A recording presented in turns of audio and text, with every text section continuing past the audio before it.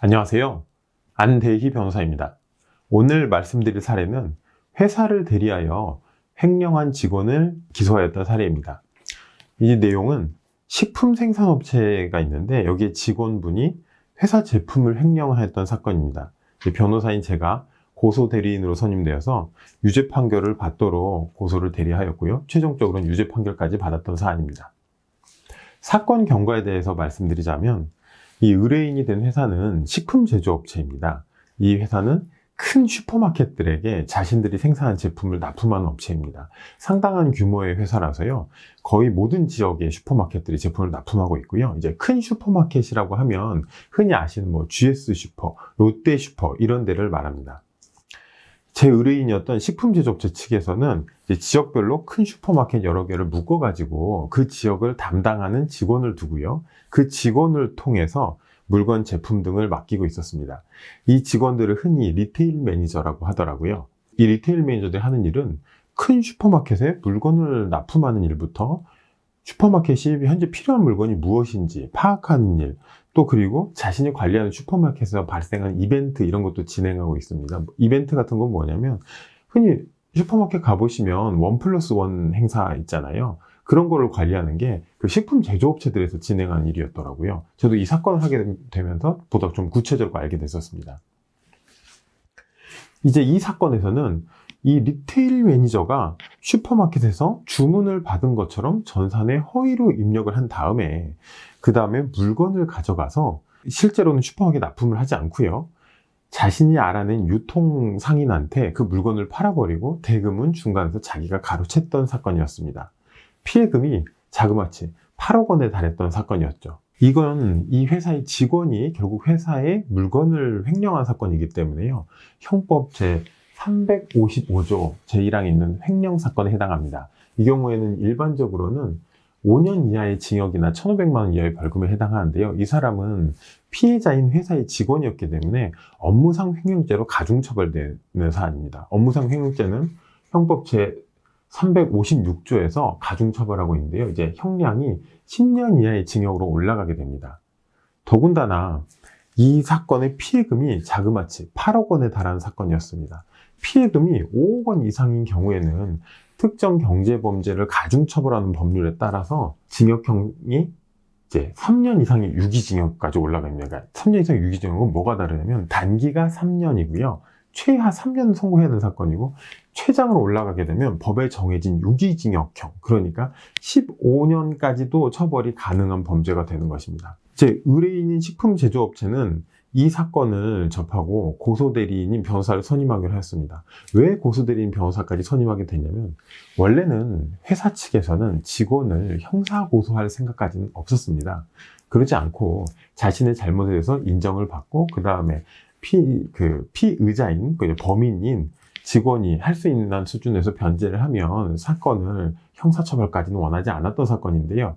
그런데 이 직원이 자신의 잘못을 인정하기는커녕 오히려 언론에 엉뚱한 거짓 제보를 해버립니다.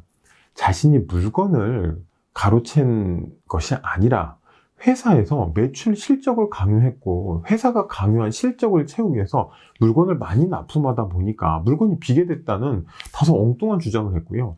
언론에서는 이걸 제대로 취재조차 하지 않고 주장하는 그대로 보도를 해버렸던 사건이 있었습니다.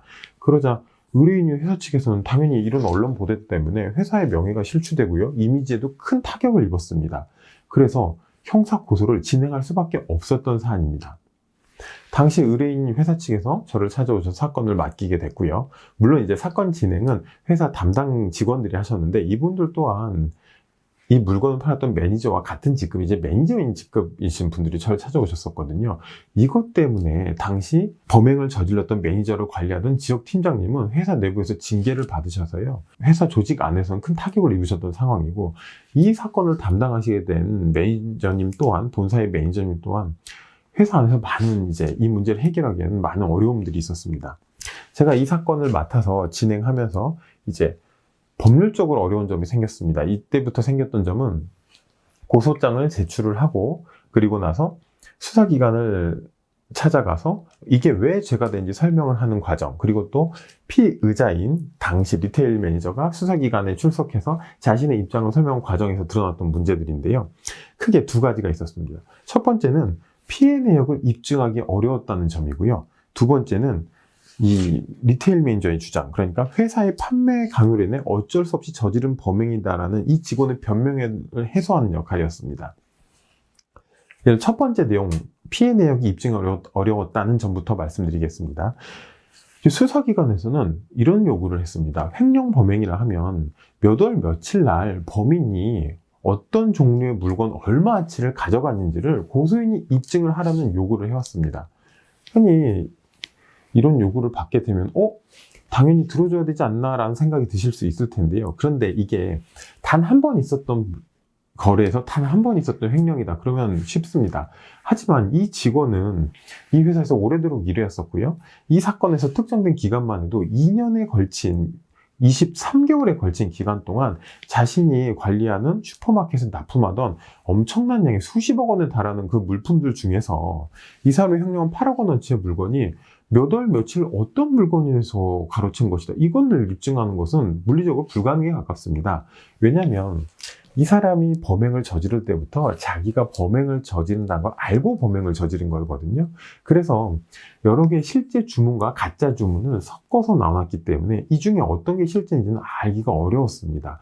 특히나 이 직원은 회사 내부 사정을 잘 알고 있었거든요. 그래서 큰 슈퍼마켓은, 유튜브를 보시는 분도 많이 아시겠죠? 큰 슈퍼마켓은 단독 그 마트 하나하나가 있는 게 아닙니다. 아까 제가 예시로 말씀드렸던 뭐 GS 슈퍼마켓이나 뭐 롯데 슈퍼 이런 예를 들면, 식품 제조업체와 어떻게 거래를 하게 되냐면요. 식품 제조업체 전체와 그리고 그 슈퍼마켓의 대표사인 그 체인점을 운영한 대표사가 있잖아요. 이 1대1로 대기업끼리 거래를 하게 됩니다.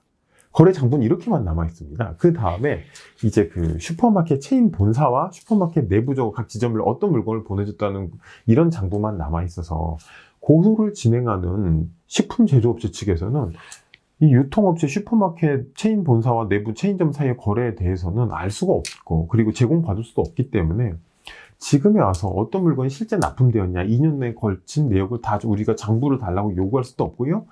장부를 제공해 주지도 않기 때문입니다. 그런데 이런 주장, 이 수사기관의 이런 요구는 맹점이 있습니다. 기본적으로 물건을 보관하는 자는 자신이 물건을 보관했다는 사실이 입증되고 이걸 반환 거부를 하고 있다면 횡령죄가 인정이 되는데요. 수사기관에서는 다분히 자신들의 이제 편의에 따라서 이런 구체적인 입증을 고소인에게 약간 떠넘기는 것이 아닌가, 이게 이런 이제 문제점이 불거졌었고요. 이 부분에 대해서 적극적으로 아까 말씀드렸던 횡령 범행이 성립하기 위해서는 물건 보관자가 자신이 물건을 보관했다는 점, 그리고 반환을 거부한 점이 입증이 됐기 때문에 충분히 혐의가 입증된다는 점을 법리적으로나 그리고 다른 유사 사례를 들어가면서 제가 설명했습니다. 그럼에도 불구하고 수사기관은 이런 점이 미약하다는 것을 근거로 처음에 경찰에서는 혐의 없음 종결 처분을 했고요. 그리고 검찰로 사건이 갔을 때도 당초 최초에 이 사건을 이제 접수받았던 검사의 입장은 역시 같은 이유로 혐의가 입증되지 어렵지 않겠냐는 이제 부정적인 반응이었습니다. 이제 그 과정에서 수사기간이 좀 장기화됐고요. 이제 제가 적극적인 이제 법리와 사례 설득을 통하여 제가 주장한 점이 맞다는 점이 마침내 이제 받아들여져서 최종 기소까지 갔던 것이었습니다. 두 번째 어려움은 회사의 판매 강요로 인해 어쩔 수 없이 저지른 행위라는 이제 범죄자에게 변명, 이것 때문이었는데요. 사실은 아까 말씀드렸던 왜 수사기관에서 왜 고소인 측에 이렇게 입증을 많이 떠넘기고 또 그분이 입증 안 되면 처벌이 어렵다는 반응을 보였냐면, 기본적인 배경에는 이 회사의 판매 강요가 있었다는 이 점을 전제로 하지 않았나 싶습니다. 결국 수사도 사람이 하는 것이다 보니 수사관이나 검사의 마음에서도 아니 이건 피의자, 그러니까 범인보다는 피해자가 뭔가 범행의 동기를 제공한 것이 아닌가, 이런 의구심을 버리지 못했기 때문에 결국 이렇게 됐던 것이 아닐까, 저희 추정이 있는데요. 그렇기 때문에 이 구도를 깨기 위해서 실제로 회사와 그리고 리테일 매니저의 관계가 무엇인지 이 점을 수사기관에 설명하는 데 집중하였습니다. 회사는 리테일 매니저에게는 해당 지역에 있는 본인의 할당된 해당 지역의 슈퍼마켓들을 관리하는 역할을 부여하지 판매 실적을 강요하거나 판매 실적을 상승시키는 압박을 하는 관계가 아니었습니다. 이 사람들은 외판 영업사원 같은 존재가 아니었거든요.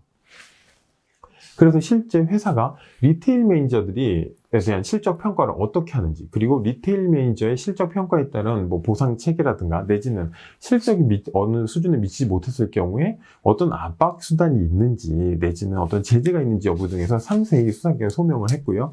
이 소명이 받아들여져서 결국은 회사가 리테일 매니저에게 실적 압박을 이렇게 강요하는 경우는 현실적으로 어렵다는 결론에 이르렀습니다.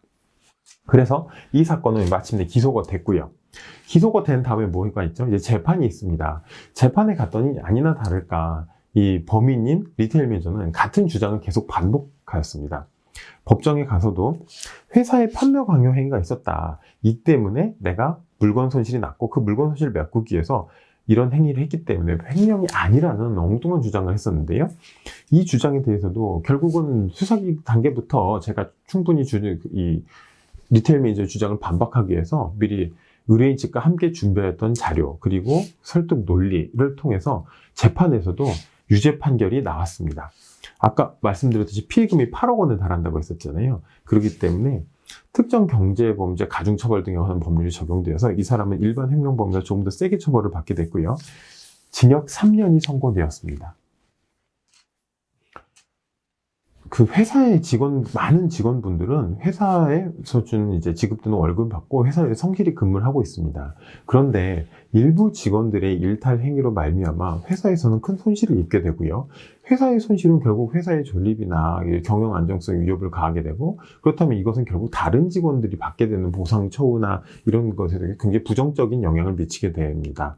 어떤 회사의 직원이 회사를 상대로 저지른 범행은 결론적으로는 회사의 다른 직원들에게도 큰 피해를 입히는 결과가 발생하는 것입니다. 따라서 회사 안에서 회사를 상대로 한 회사의 재산에 피해를 입히는 횡령범행, 배임범죄에 대해서는 회사 측에서는 보다 적극적으로 형사 고소 조치, 고발 조치를 취할 필요가 있습니다. 지금 회사 안에서 내부적으로 문제가 되고 있는 횡령이나 배임 사건이 있으시다면 저에게 연락을 주셔서요. 이 사건이 먼저 형사적 처벌이 될 수 있는 사건인지를 먼저 상담을 받으시고, 그리고 범죄가 된다면 고소고발 조치를 진행하실 때 변호사의 도움을 적극적으로 받으셔서 사건 진행하시는 것을 추천드리고 싶습니다. 이상 안대희 변호사였습니다. 감사합니다.